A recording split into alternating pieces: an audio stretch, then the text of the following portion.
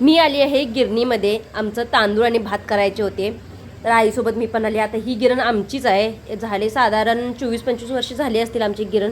जुन्या पद्धतीचं आहे. आता तांदूळ वगैरे करण्यासाठी नवीन मशनी आलेल्या आहेत, पण आमची जी आहे ती जुनीच आहे. आणि इथं ना एक आई आली आहे, तर ती भरडा करून घेण्यासाठी आली आहे. तर तिची जी जनावरांना सुग्रास गवत हे सगळं घालतातच, पण त्यासोबतच भरड पण घालतात. आता इथं जी भरड आहे ही गहू आणि भाताची मिक्स भरड आहे.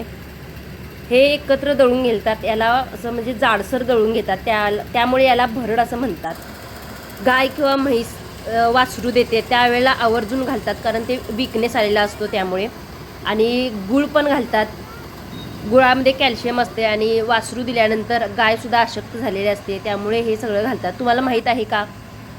जर फॉलो केलं नसेल तर आवर्जून फॉलो करा, शेअर करा, जेणेकरून माहिती सगळ्यांपर्यंत पोहोचेल.